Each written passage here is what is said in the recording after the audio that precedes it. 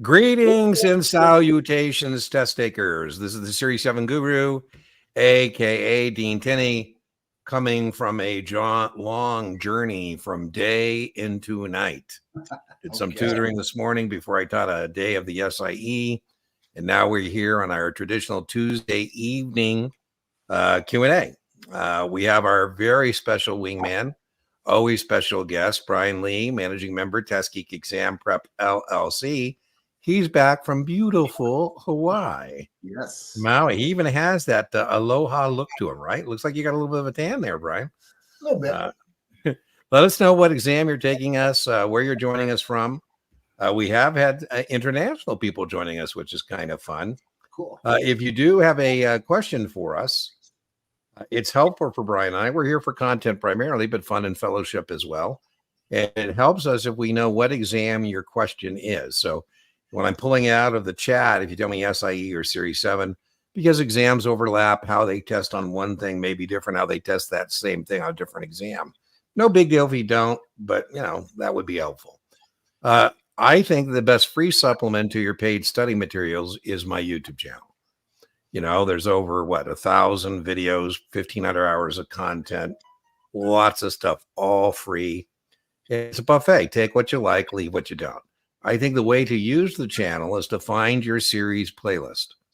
So this channel is organized in playlists. If you're taking the SIE, there's 4 playlists. There's a podcast, there's a content outline explication, there's lectures, there's practice test and practice questions. Those playlists are in suggested watch order. The videos are in suggested watch order. If you're looking for a particular topic, like accrued interest or margin or parity, just put down the channel search bar, and that's, again, will pop up magically. You don't have to try and be finding a needle in a haystack because there's just a lot of stuff on the channel. So it's okay. Again, just like I just said, it's all right, but it's exasperating when somebody sends me messages about, do you have a video on this? Or do you have a video on this? I say, put it in the channel search bar and it will magically appear. If you're looking for a paid supplement, if you don't have a Kaplan QBank, I highly recommend the QBank as a paid supplement. Whether it's the Kaplan QBank or any Kaplan product or service, you get a 15% discount with the Guru 15 discount code at checkout. Now, if you're looking for, I think, the best paid supplement, I would suggest the combo deal. A combo deal where you get the Kaplan QBank as a paid supplement, and then my friend Brian there, he's been kind enough to give our viewers a 20% discount on his content for his video course, his entire video course, PDFs, everything, all in, a little over $100 with the 20% discount code.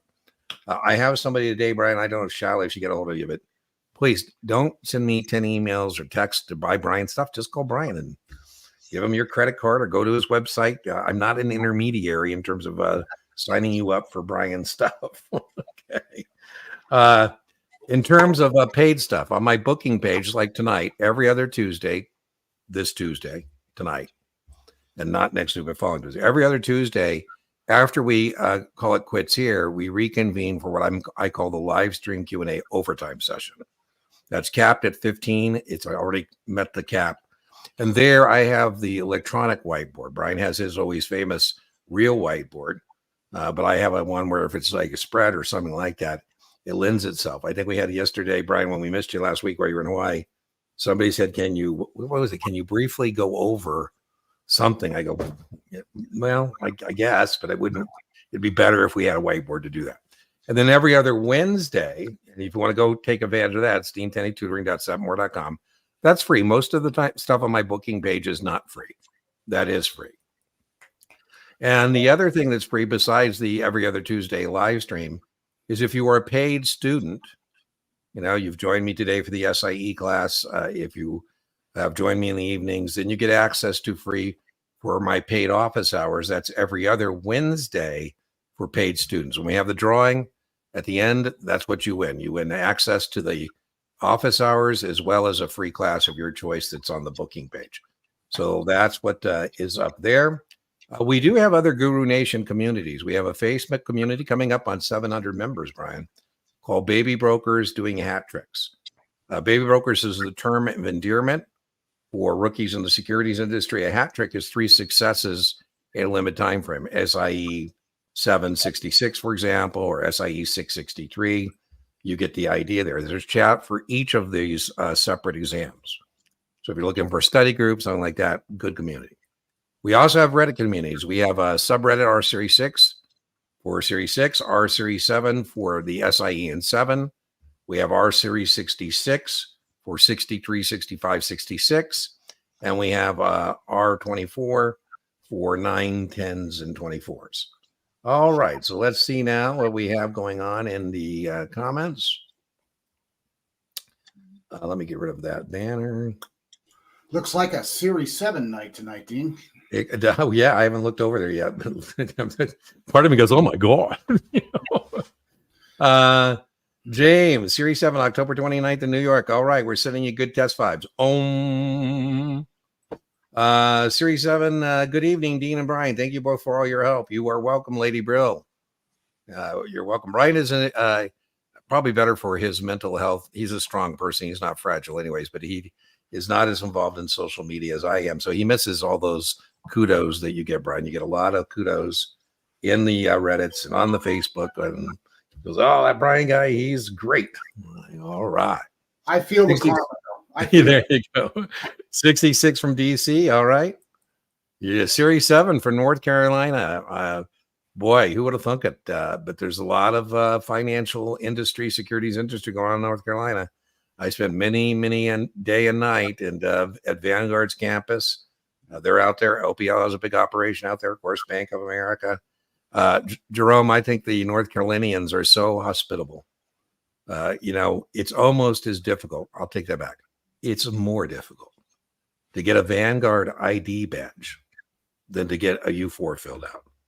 And I was going to Vanguard campuses so much, and the Vanguard security people would say, Dean, you got to be escorted, even like to go to the bathroom. I said, this is ridiculous. I got to have an ID badge so I can badge in and badge out without waiting on people if I went to the restroom. And so I got that badge in North Carolina, but Vanguard security is such that if you don't badge in it, I forget what the timeline is, it automatically deactivates. And so then I was in Valley Forge and I went to badge in, it wouldn't badge, security comes. I said, well, you can watch me go there and reactivate. Please do not take my Vanguard ID badge. I was so traumatized. Anyways, it was funny. I got back to North Carolina and the Vanguard person, she's such a sweetheart. She goes, Dean, I hear you had a little problem in Valley Forge. I said, yeah. She goes, here's a new ID badge. I go, woo! I'm back in business. I've done a couple of classes in Charlotte. Yeah, Charlotte's, who would look it? Yeah.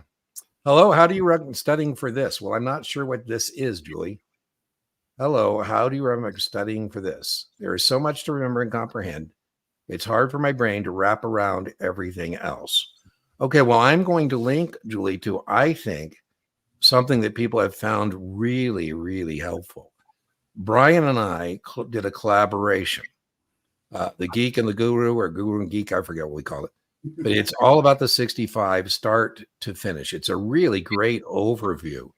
And I always recommend when you're using my channel to start with the podcast series at the end, first of every playlist, right? So it's 65. Brian also collaborated with me on a 66 version of this. We'll put that in the video description with a link. And I would say, sit down, enjoy yourself, watch that just to see what it looks like start to finish. Brian, your recommendation? I think our podcast is pretty damn good, if I do say so myself. Which I just love doing it. It was so much fun. It really was. We've got to get hooked up again. Brian and I were doing some collaborations that people really, really found quite helpful. So we'll put that there for you, Julie. See if you can dig into that. It's a lot of stuff, but at least you'll know what it looks like cover to cover. I'm a big read the book person, but I'm with you, Julie. That 65 book is Kaplan's anyways is bigger than the Series 7. And so I'm getting weaker, I guess, on reading the book. I'm almost to the point, Brian, where I say, watch our podcast first and then read the book. Dean and Brian joining from Los Angeles, taking the 7, October 24th. All right, Mallory. We're sending good test vibes your way. Well, you're bright, Brian. All these Series 7s. Wow. Yeah, lots of 7s. Yeah, Series 7, November 14th. Again, we'll send you out the good energy. Jennifer, thanks for joining us on LinkedIn. We broadcast to Facebook, YouTube, and LinkedIn. Our favorite platform is YouTube, but I always am excited to see people joining us from LinkedIn and from Facebook. Studying 65, Jennifer, as I said, I'll put in the playlist the video description and the repeat. Usually I do it tonight or in the morning. If you go to the replay in the video description, I link to the videos we've discussed, and I'll put that 65 playlist there for all you 65s. Series 7 this Friday. Love it. I love our people too. Our man, we have some looks like very spirit-filled people on their avatars. I like it. It looks like they got good smiles and good energy. I don't know if I'd want to have an aloha. Aloha. There you go. I don't know if I'd want to have such a great looking avatar, because if I had a bad day, people would be, Series 7 this Friday. Sending you good energy, Jessica. I have 2 videos I'll link to that I think are really great the night before. One is called Series 7 Tips, Tricks, and Memory Aids. And the other is the Series 7 in 60 Minutes. Those 2 videos, people have been very helpful. They have over 270,000 views. Can you believe that? So I'll put those, Jessica, there for you in the link thing. I think if you're testing on Friday, this is Tuesday. So yeah, you're coming down the back 9. Daniel, for late, if any one of them have one of the 3-prong test, does it negate incidental?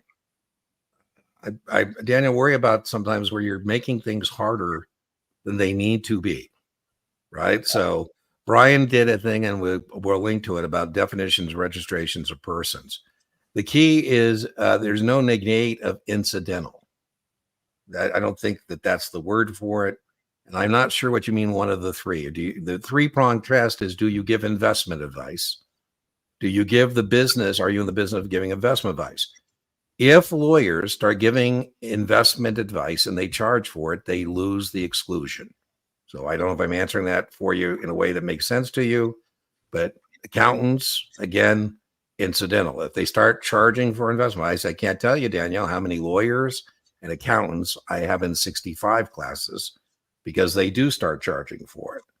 So I don't want to say it negates incidental. I'm just saying the 3-prong test means you're getting compensation. Incidental would mean, Daniel, as an attorney, I just won you a personal injury settlement of $100 million. Now, you might think that if Dean has handling millions of dollars, I might know something about investments. And I say, Daniel, my investment advice for you, $63 million for you, $37 million for me as your attorney. Why don't you call my guy Brian and have him hook you up with a mutual fund? I just gave you investment advice. Did I charge you for it? No. If it's quite different if I say, Daniel, not only am I a personal injury attorney, I also have a Series 6. I can hook you up with a mutual fund. That would be kind of disconcerting, but same thing for teachers, engineers. You want to say anything about that, Brian? Yeah, you're absolutely right. You don't want to apply a 3-prong test to the late exclusions. Yeah. It's not incidental once they start charging, period. Yeah. That's all I have to worry about. Don't worry about, are you I know, Daniel, you're working hard. Providing advice and all that stuff. I still have your email that you sent me, and I haven't had a chance. I've been really busy, long day's journey into night, but I will answer, Daniel. I do worry about you. I know you're a hard worker. You got your 65.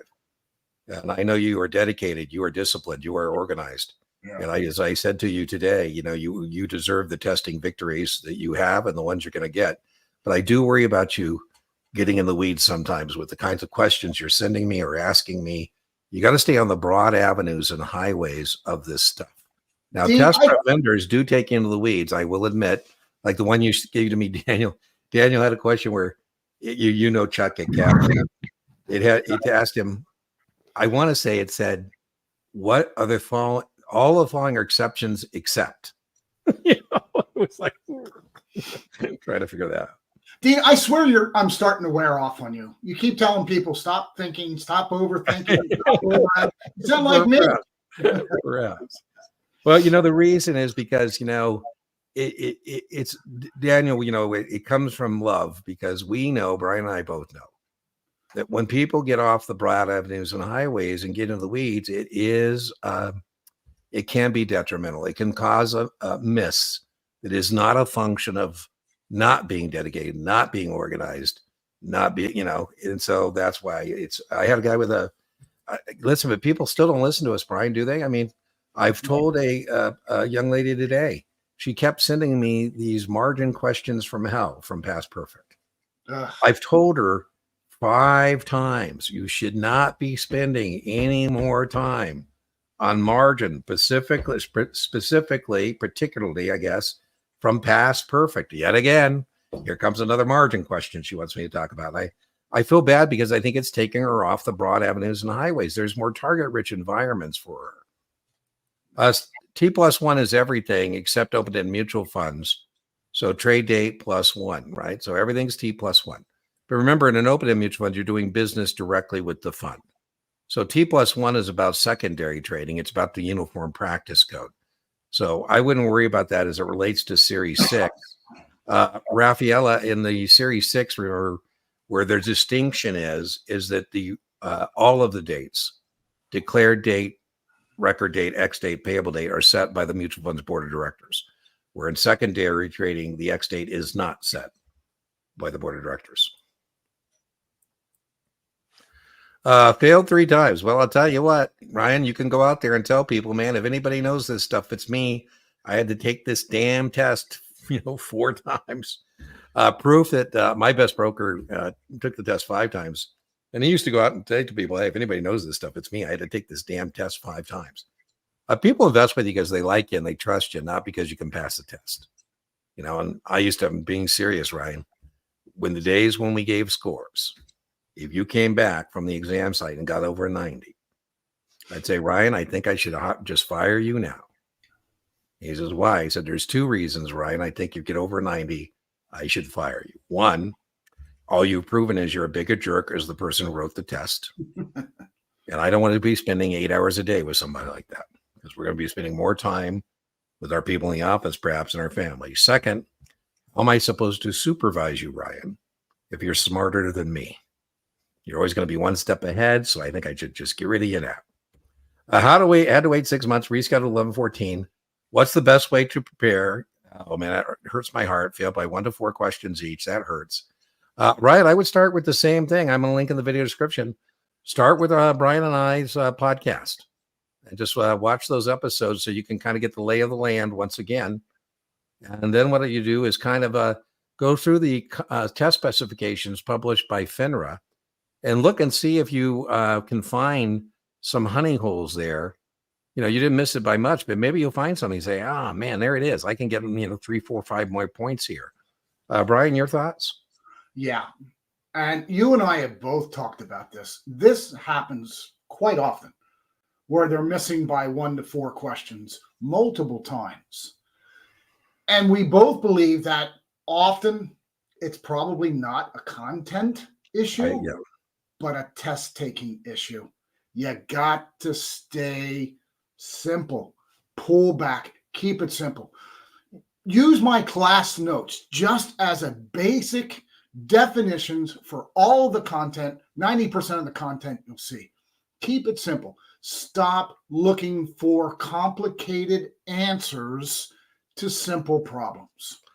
I'm so with you, Brian. I think the most important thing is, particularly like the night before, I got some people testing tomorrow. I told you, Brian, that she sent me like 7 emails to hook her up with your practice test. And part of me is like, it's too late anyways. You shouldn't be doing that. But the most important thing you can do the day before the exam or night before is to be confident in the execution of your study plan. Be confident in yourself. Most importantly, be confident in your answers on test day. Don't be getting them wobbly. Don't be changing answers. In her case, I told her that for her psyche, what I wanted her to do is go into her mirror in the morning between now and test time's tomorrow. I said, what I want you to do is go in there and go, mirror, mirror on the wall. Who's the greatest test taker of them all?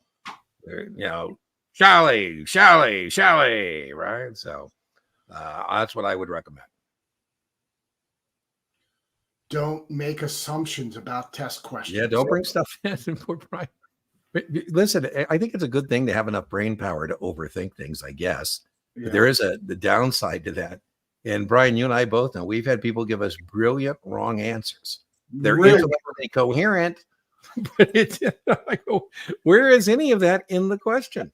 You know, I how was many doing a times do class. you have to tell people, that you answered the question that was not there?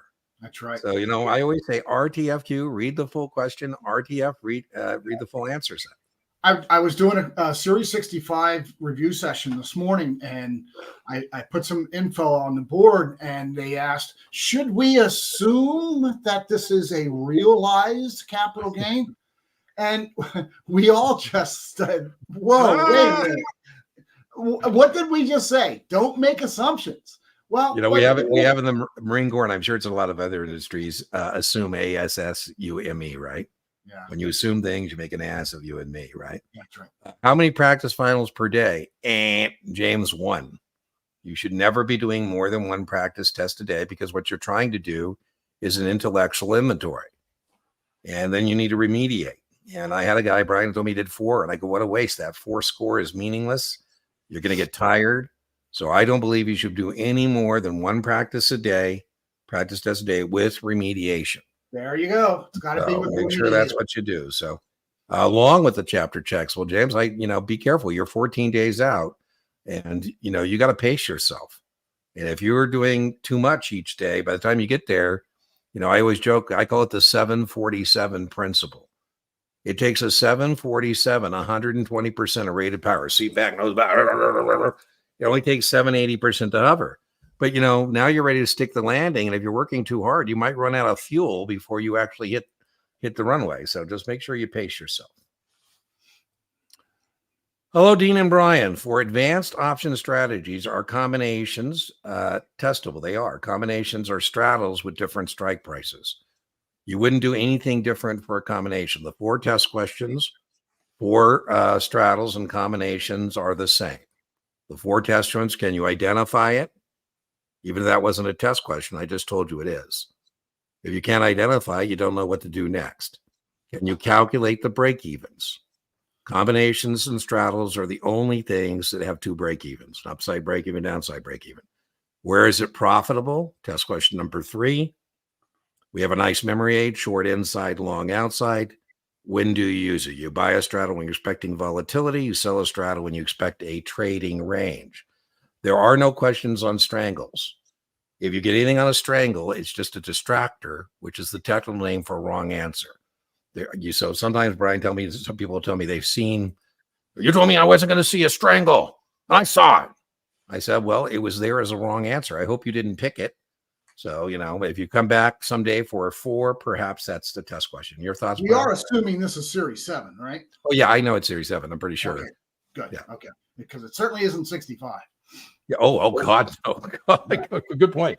Listen, one of the challenges in our live streams too, you make sure you realize that this is for all FINRA and NASA exams. So, God forbid you're like got your pencil and paper or something and you're taking 65, and then Brian and I are commenting on some other exam, and then you go down what? I didn't see that in meter. No, we're talking Series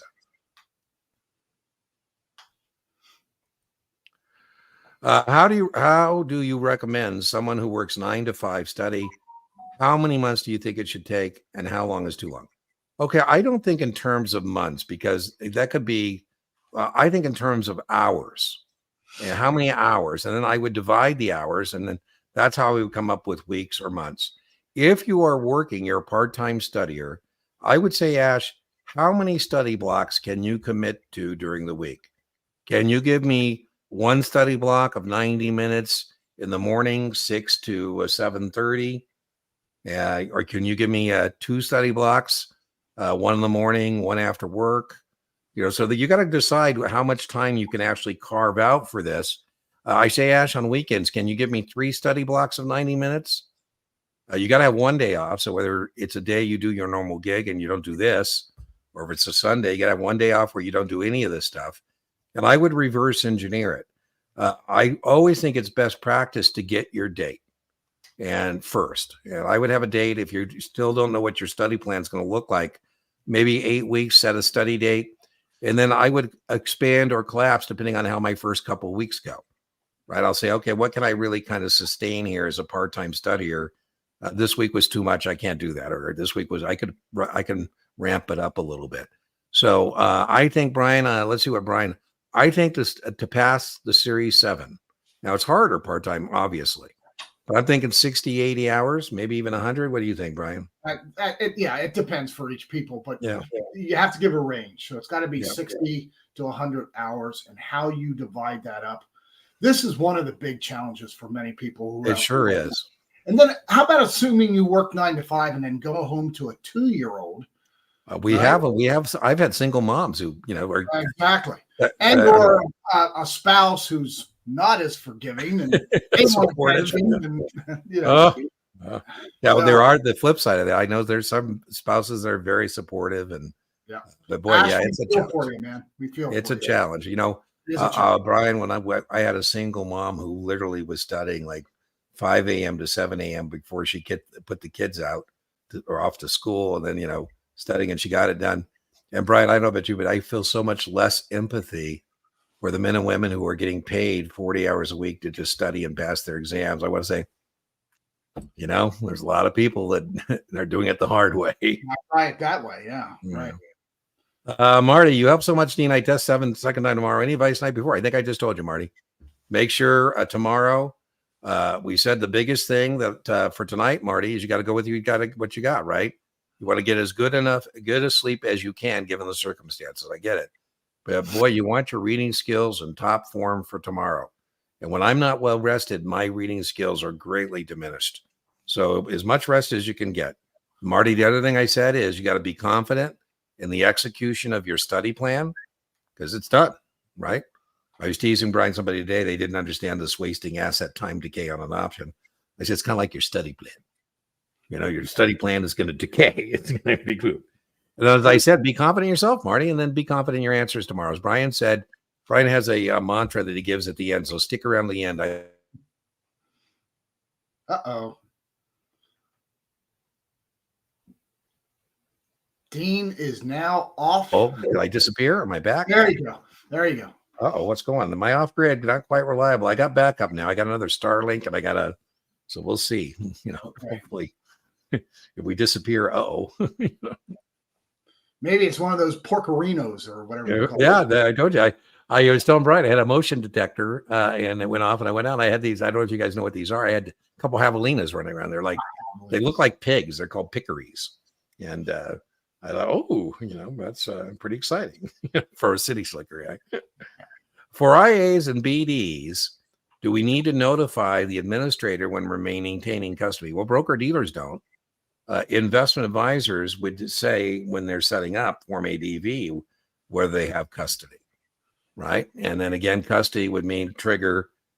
Do you get debrief, Ryan, on anybody who got the 10 or 35 grand, depending on custody on the? You know what? I haven't heard 10 and 35 grand in a long time. I haven't either. So anything you want to add to that, Brian?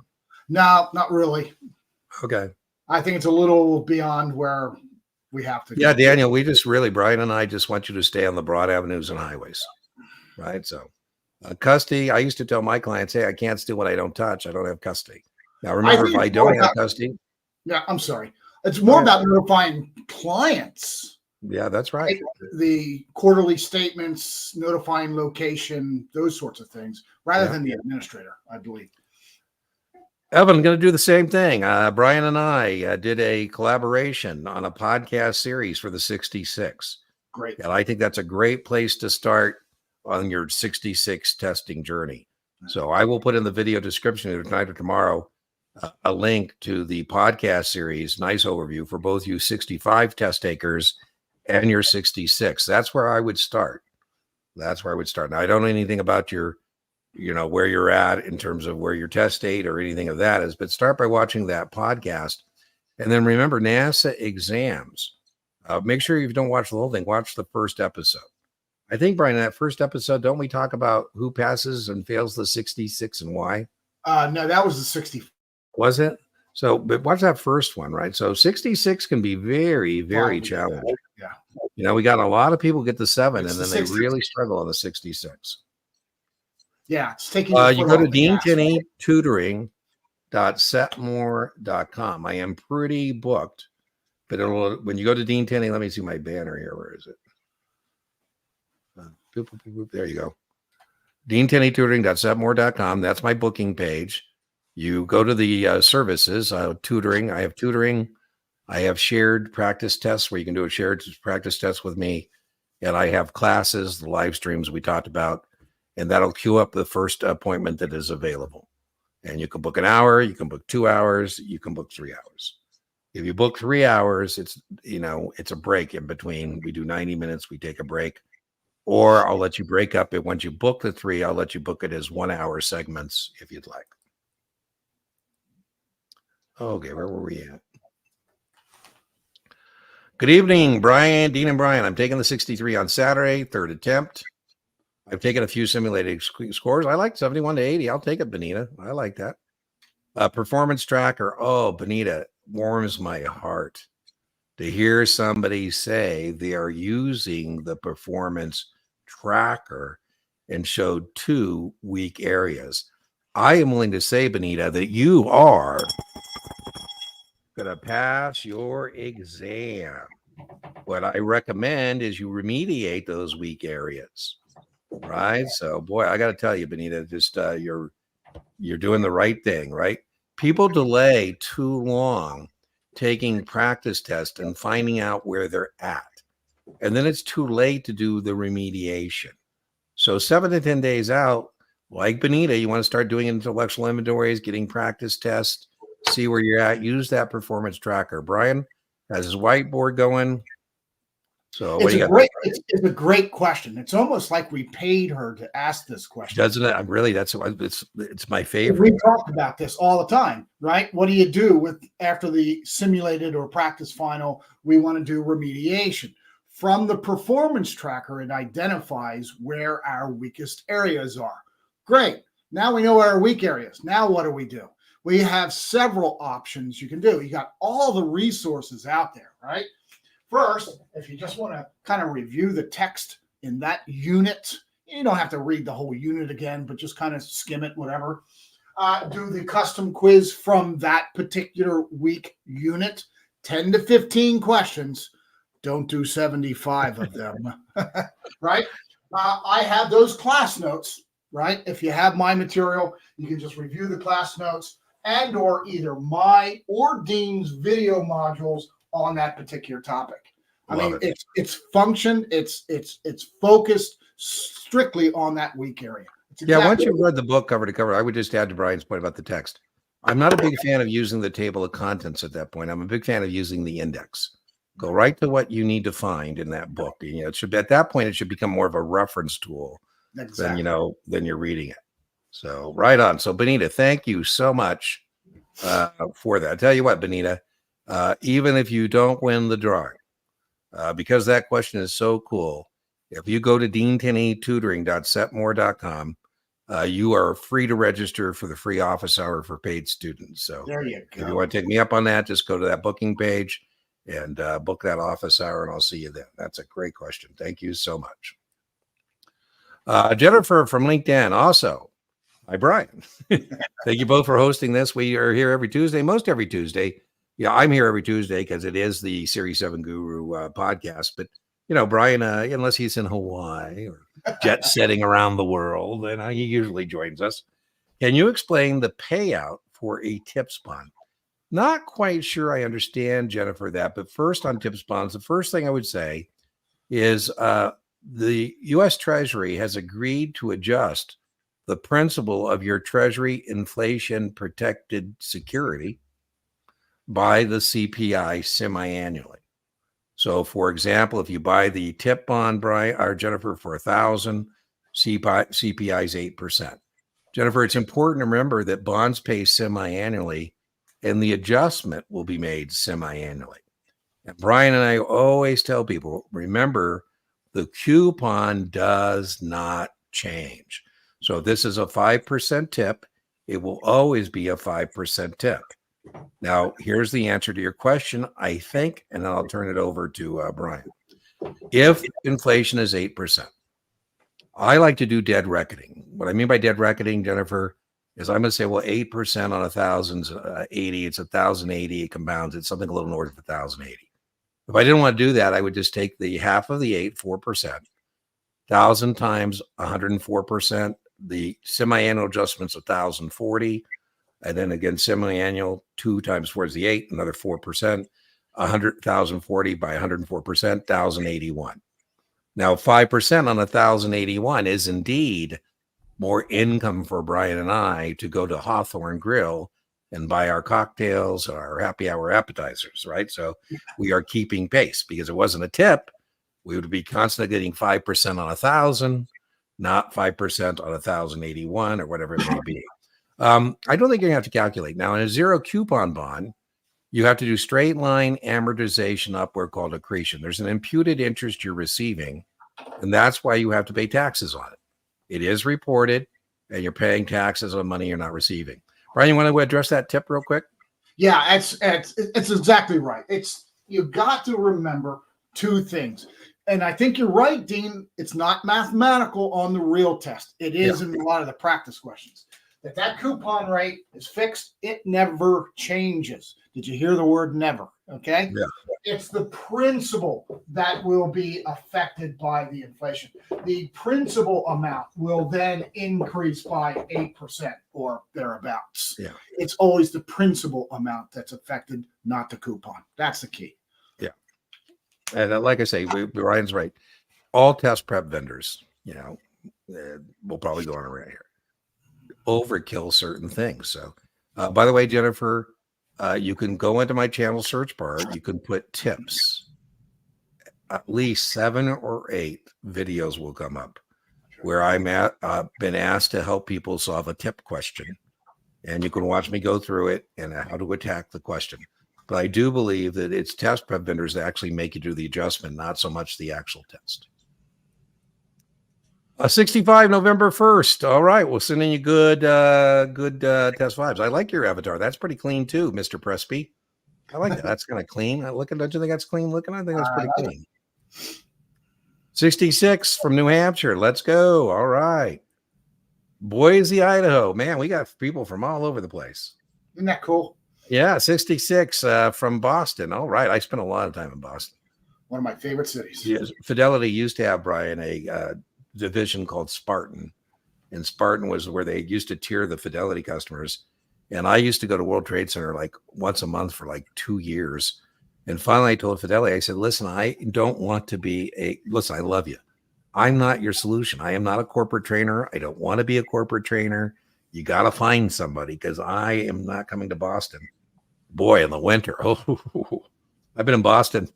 Literally, I threw my cup of coffee up just to see what would happen. It froze before you even hit the ground. Oh, stop it. Crazy. 65 from Dallas, Texas. All right. Can I explain an indexed annuity and a participation rate? I have somebody who sent this to me. I can. So first, this is very testable. So Brian, maybe we'll take exception to what I'm going to say. Jennifer, there are professional insurance agents who don't want to take Series 6s. They don't want to take Series 7, but they still want to be able to offer some kind of a product that is linked to the market. And so what insurance has come up with are what are called equity indexed annuity. First test question, it's not a security. The reason it's not a security and doesn't require a 6 or 7 is because there is no risk of loss. The main point to make sure you know is equity indexed annuities, test question, never have a negative reset. They never go backwards. So let's say that the participation rate is 80%. And so what the insurance company is saying in the equity indexed annuity, if the market goes up 10, we'll give you 80% of the participation. So in this example, that would be 8%. It was 100 grand, it'd now be 108 grand. Now, usually there would also, besides being a participation rate, there also would be a cap where we say in no circumstance will we pay you over X. And there would be perhaps a minimum. Like even if the market goes down, maybe they give you 2%. The biggest test issue is there's no negative reset. It's very testable, 65, 66. Brian, your thoughts on equity indexed annuities? Yeah, that's absolutely right. It's always on the test. Again, remember that the performance is tied to the stock market, typically S&P, and you get 80% of that market's return. So if it goes, just like Dean said, if it goes up 10, you get 80% of that, which is 8%. So the value of your account goes up by 8%. That's the participation. And I made up the 80 or the 8%. So, it could be I whatever. always use the same number. Yeah. You're welcome. Series 24, General Securities Principle. All right. 1019, testing mid-70s. Love it. Solid on marking making. Love it. Oh, man. How exciting is this? How exciting is this? TJ, do I have something for you? Check the video description. I will link to a video that 24s have told me literally bring them to tears because it simplifies buy-ins and sellouts. It's done by somebody you are very familiar with. It's Brian Lee. On his free YouTube channel, he has that video. I will link to it, and I think it does the best job. TJ, I've been wanting to do a video like that. I just don't, because why? Brian's got it there, and it's a beautiful thing. So I will link to that for you. I'll be surprised if after watching that video, I'll either link it tonight or tomorrow in the video description, or you can go over to Brian's. Brian does have some free stuff on his YouTube channel. And I'll link. And if you have any problem past that, TJ, you feel free to reach out to Brian or myself, and we're more than happy to help you with that. If you tell us you missed your mark on 24 because of buy-ins and sellouts, I'm going to say, you probably have bigger problems, but we will link to that. Solid making. That's really good to hear. Yeah, it really is, because people get hung up on that. So I'm with you. That's exciting. Good. That's 5 days of prep. Make sure make sure you just rinse and repeat on that 24. It's a kind of a slog. So, keep doing it. No more than one practice test today, but I like it. Keep doing those practice tests. I am also a fan, TJ. I think Kaplan's content is up to the task of the 24.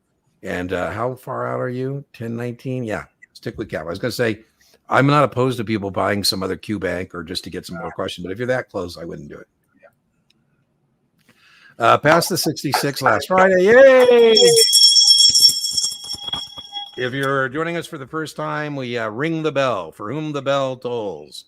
We ring the bell for testing victories. I don't know why you would not want to listen to Brian and I about what's on the 66. Big victorious test taker in the house. Maybe Rocco would be willing to tell you about his draw. Now, remember, draws are different.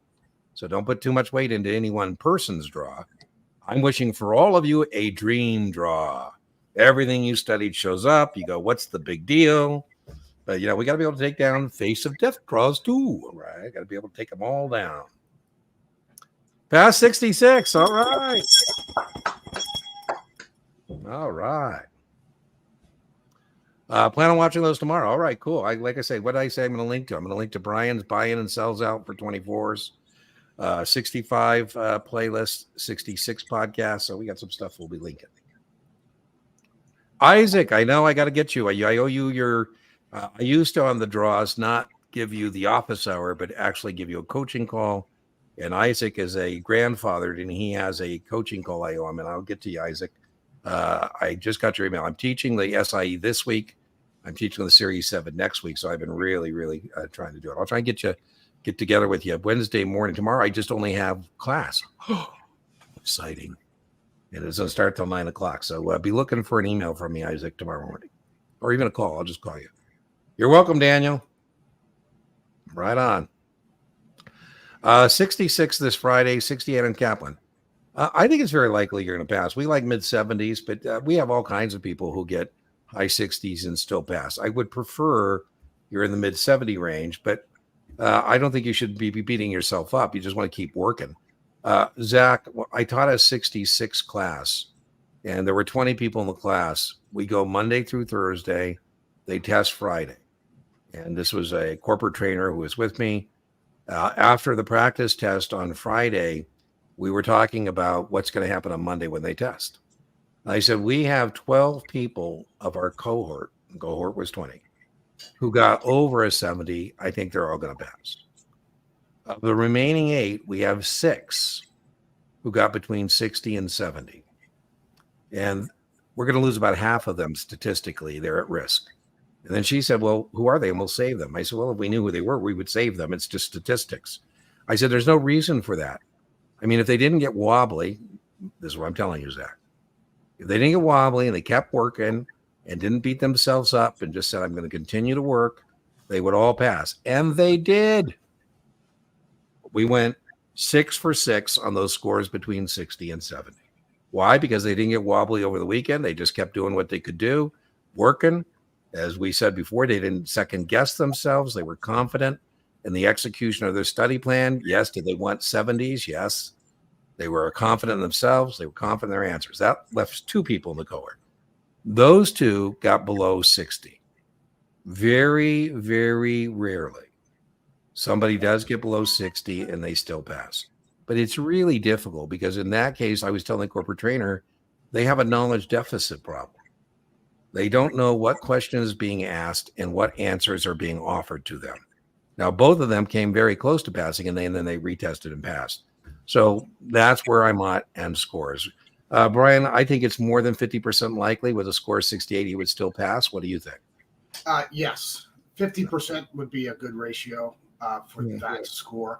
Remember, a remediation, what do we say? Performance tracker to identify the weak areas. Love it. Yeah, so Zach, we are thinking you're going to be back here next week, and we'll be ringing the bell for you. August, thanks for joining us from Facebook. Thank you. Took this. 2 points. Man, that hurts. 78 on all my practice exams. Were you using Kaplan, STC? I'd be interested.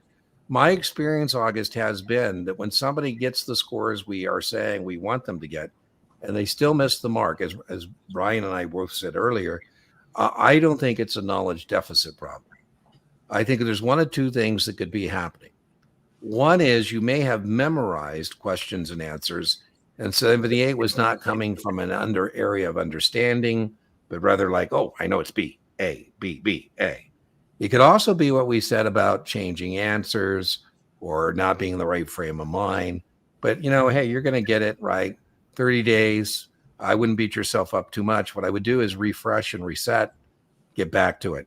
I'm going to link, August, for you. I have a podcast episode called You Failed, Is It Over? And I will link it to you in the video description. Spoiler alert, the answer is no. And I have 5 recommendations about how to respond to the misfortune of missing your mark. When you say 1 test per day with remediation, do you mean take the test, then go back and review? That's exactly what we mean, right? Or do you recommend reviewing as you go? No. So I'll see what Brian thinks here. Jennifer, people who do the questions as they go, it feels better because you miss it, you read the rationale, you get it right. Oh, God, I'm a genius. But let's say, Jennifer, you and I both sit down to do a practice test. And I simply say, I'm doing the practice test start to finish. I'm not going to review as I go. I'm going to be able to get through 3 times as many questions as you are. It's going to take you way longer. And it's counterintuitive, but we're trying to find what we don't know. So I don't believe in this. There are people that are different. It's like theology. We'll see what Brian says. The other reason, Jennifer, I don't like that is because you are wasting time reviewing stuff you already know. And it's counterintuitive, but we're trying to find out what you don't know. And so if you're reviewing questions you feel good, but now you're not, doing that. Now, I know there's some people, you should review every question, make sure you did it the way they did it. I'm not a big believer in that. So, Brian, your thoughts on doing a question with it where it shows you as you go what your score is? Absolutely. I do not like to go score as you go. Not the simulated exams. No way. Yeah. You're going to take that thing as if it were the real thing. We're not reviewing as we go. No, remediation, just like the gal 20 minutes ago, right? Yeah. We were all bent out of shape. It was the best question ever. Yeah. Remediation means the performance tracker to identify your weak areas and then those steps I outlined to help with those weak areas. Yeah. That's what we mean by remediation. Find weak areas and ramp up on those weak areas. We're not just simply saying go over the questions you missed. No, that's not what we're saying. Now, sometimes, Jennifer, in the tutoring session, we'll be going over things people will miss, and I'll say, and it's counterintuitive, but it's good news. I said, listen, as your tutor, I like that you're consistently missing this topic. That's right. Because that's easier for us to fix than if you're all over the place. Right. So hopefully you can identify that and put it into the category of no longer being a problem. Point and shoot. Yeah. Aim and shoot, point and click. Right. You don't want to be, getting bogged down. I failed to park my licenses. Well, Jaro, that's not a good thing to say because you shouldn't be able to park your licenses because that's a major violation. Right. So you passed the 6 twice, 63 twice, SIE once. My total review questions being all exam is less than 8. I don't know what to tell you. You sound like a statistical anomaly to me. I would not suggest people you do like 8 questions. Hello, 2 weeks from the SIE, third try. Want some advice for revisiting sections I'm struggling with that are pinpoint on my practice exam? Reread, find videos to help, etc. Yes, Marissa, I will link to my SIE podcast series. I would like you to watch that. I'll link to that. And then I also have a very popular video. It's the 33 test questions that are found in the content outline on the SIE. So I'll link to both of those for you. And that's what I would recommend is you revisit through the podcast series, the entire content, and then that particular video I showed you. So Brian, your comments? Yeah, she named her own. Yes, reread. We said the textbook. Yep. If you want to review those units, right? A custom quiz, 10 to 15 questions, not 75, right? My class notes, if you have access to that, and the video module on those areas, either Dean's or mine or both or whomever. That's exactly right. You've got the solution right in front of you. Yeah, and then remember, many people. So it's the third try is when you go into that cave to slay the dragon the third time, you can't let it distract you. But so you'll get it, and then we'll move on, right? But if you don't get it the third time, then you get that 6-month wait. So we want to do all the work. We want to have some confidence. We know you're going to pass. Solid advice. I work full time. Usually try to get some study on before work. Podcast on my way to work and sometime after work. Yeah, if you're vegging, that's why we made the podcast, Brian and I. The idea is if you're in the gym or you're driving to work or whatever, you're in the kitchen. It's available on Spotify as well. Both the 65, 66 podcasts that Brian and I collaborated are on Spotify. And, that's what the intent was, that you can kind of listen and absorb if you can. Pass the SIE. Yay. Well, Ben, I'm serious. I think we should start a Past Perfect support group. Yes, we should. You guys, oh my goodness, Past Perfect. Past Perfect is much, much tougher and much more obtuse than the actual exam. So I don't know where you're doing your Past Perfect quizzes, but I would first read the book. I totally believe, Ben, that if you're using Past Perfect, you should strongly consider supplementing. One of the reasons to supplement is to get confirmation of what is on the test that Past Perfect is sharing with you and what's not on the test. I can't believe some of the hellacious questions. I just had a young lady, we were tutoring. This has happened more than once. I feel bad. People are paying me to tutor them to answer Past Perfect practice questions they're never going to see on the actual exam. We did one, Brian, where they were asking what is the margin requirement in a credit spread. So it is what it is, Ben. I don't know where you're at in terms of doing the quizzes. I don't know if you've read the book. One thing, Ben, you might want to do is before you read the book or do the quizzes, use one of my videos to put a dent in it. So in other words, if you're going to be doing Past Perfect, covered calls, why don't you put in my channel search bar and find a covered call video and watch that before you jump into the Past Perfect. That's another way to kind of confirm, what of that stuff they're telling you is testable and what is not. Brian, your thoughts on Past Perfect and 50, 60%? Ditto. It's just 66 third time, first time 70 to 100. Oh, second time cocky. That happens. Oh my God. 81. I think you're going to be fine, Jacob. Should you be nervous? I don't think so. Nervous doesn't help. So, this doesn't help. So even if you're faking it till you make it, I have people, I've told this story many a time, but I'll be tutoring somebody, Brian, and they have the right answer, but they say it with a little questioning in their voice, like self-talk, like, is it 120 days? No, you want to say it's 120 days. That's what you want to do. The second thing I would tell you is Jacob had a guy in class, he kept in the chat putting a question mark. I said, do me a favor, I'll know it's a question, but when you are asking the question, put an exclamation point for me. I'll know it's a question, but it's a question that they're questioning themselves, and that's just counterproductive.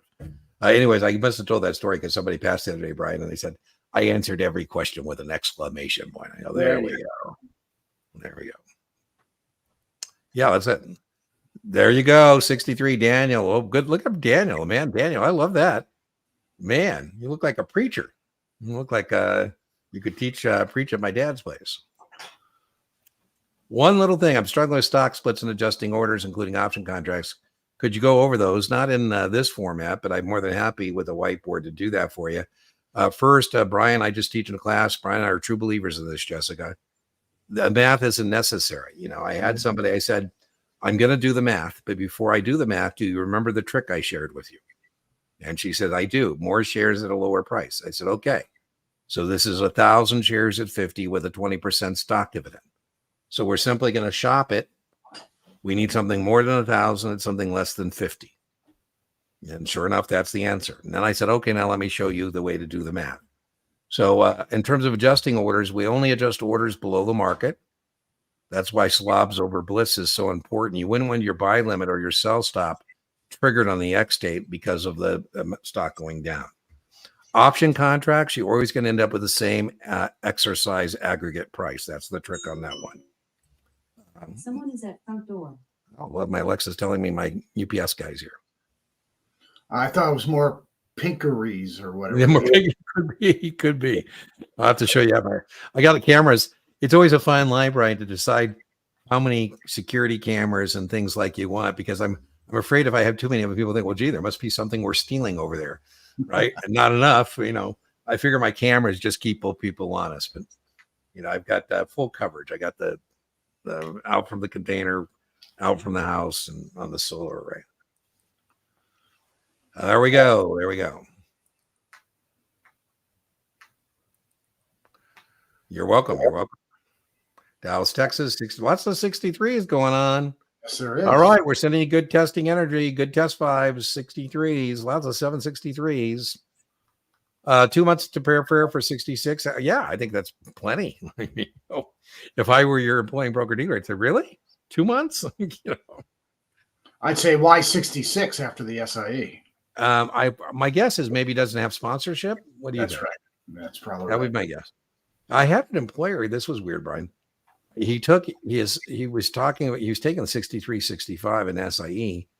And then he said he'd already passed the 7. I said, well, if you're sponsored, why are you taking a 63, 65? I mean, it's the equivalent, but usually that would be a fallback position. Like if I missed the 66, and he said his employer told him that's the way to go. I go, well, that's asinine. I've never heard of that. I mean, that's kind of weird.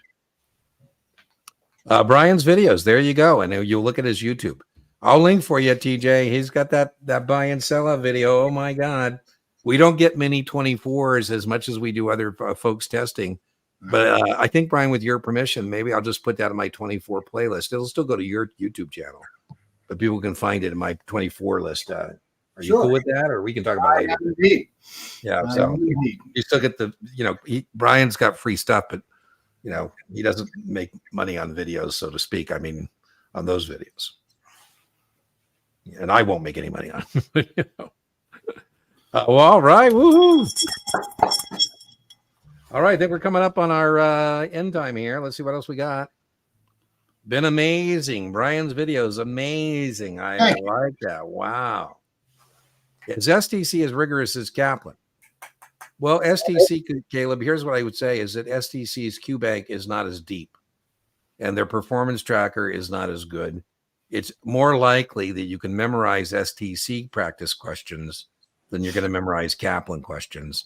So depending on your test date, yes, I would buy the Kaplan QBank. 15% discount at checkout is Guru 15. Brian, your thoughts about it? Both are fine vendors, by the way. Yeah. Your thoughts on STC versus exactly. I worry more about the STC when it comes to the 66 because their practice finals kind of overshoot. They're a little too easy compared to the test. But the 65 should be fine. Yeah. You don't, Benita, need my email for the tutoring session. And let's be very clear. You did not win a tutoring session. My tutoring is $250 an hour. That's not what I gave you. I said, if you go to my booking page, deantenneytutoring.setmore.com, you go to the class tab. You will find free paid office hours. Free office hours for paid students. What I told you is you can register for the free Wednesday office hour for paid students, even though you are not a paid student. So let's be clear, you did not win an hour of tutoring.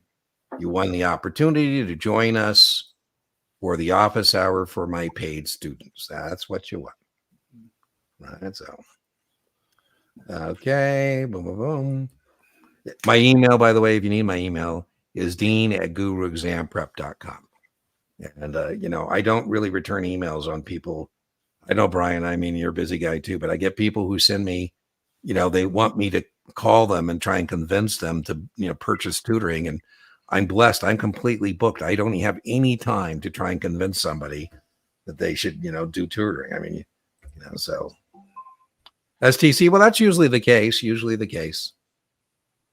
Oh, Ash, there we go. Right, man.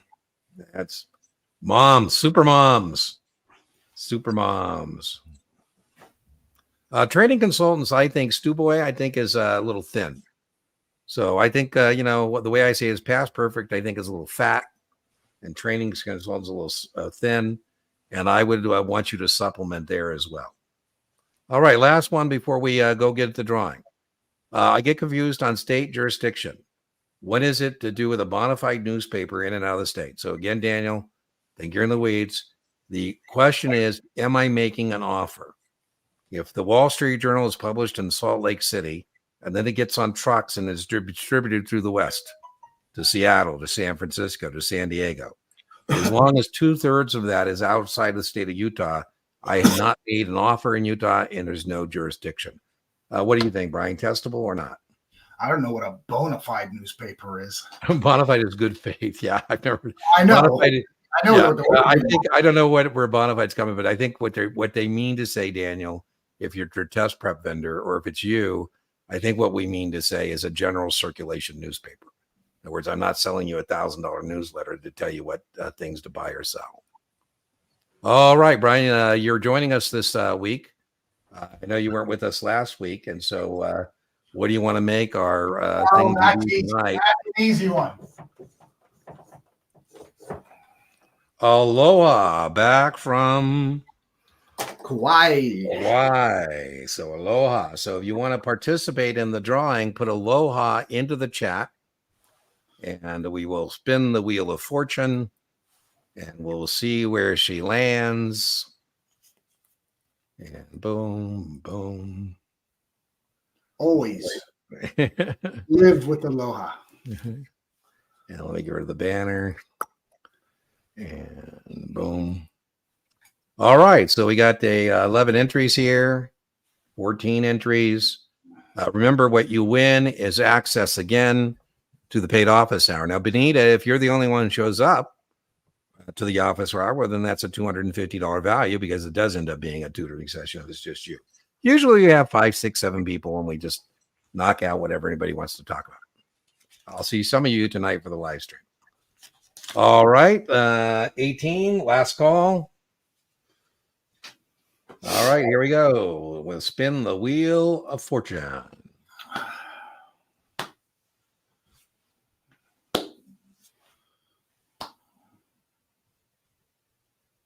Lady Brill. So I think Lady Brill, you know the drill. She's won more than once. So I think she knows the drill about how to register for the free office hour. And so just go free Lady Brill to go over to the booking page, deantenneytutoring.setmore.com, and go to that free office hour for paid students. And if you'd like to join us, we do it every other Wednesday. I don't think I have a class up, but if I have a class, I'm more than you get that for free as too. I haven't decided when. I usually do them every Wednesday, but I haven't, the spirits haven't spoke to what we should do next Wednesday. So if you have some ideas, send them my way and we'll put that on there. So remember, everybody, inch by inch, your exam's a cinch, yard by yard. Your exam is hard. You say, Brian? You got to learn to keep it simple. Stay with what you know. You take the test. Don't let that test take you. All right, everybody. We'll see you next Tuesday, 5 p.m. Pacific time. Bye-bye.